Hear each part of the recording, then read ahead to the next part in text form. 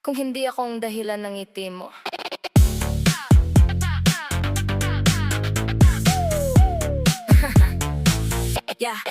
Alam kong ang ganda ng ngiti mo, parang bituin sa madilim na mundo. Pero sinta, pakinggan mo ito, may isang bagay na gusto kong ipaalam sa'yo. Kung ang ngiti niya ay hindi dahil sa akin, kung sa iba mo rin ito ibibigay din, wala na akong sisi sa buhay mo, kaya dito ang payo ko sa'yo. Kung hindi ako ang dahilan ng ngiti mo, tanggalin mo na lang yang ngipin mo. Wala nang silbi, wag mo nang ipagmalaki, kung hindi naman ako ang nagpapasaya sa di mo.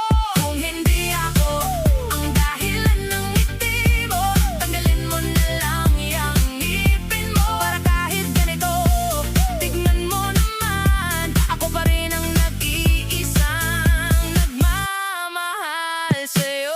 Minsan ay tumatawa ka ng malakas, pero hindi ko alam kung ako ang pasasaya't lakas. Kung ang ngiting yan ay para sa iba, mas mabuti pang mawala na sinta.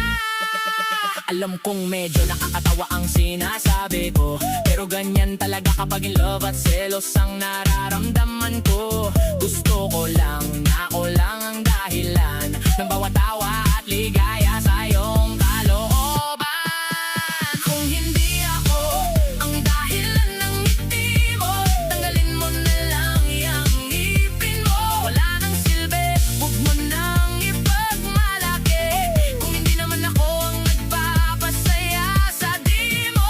Kung hindi ako ang dahilan ng ngiti mo, tanggalin mo na lang yang ngipin mo. Para kahit ganito, tignan mo naman, ako pa rin ang nag-iisang nagmamahal sa'yo.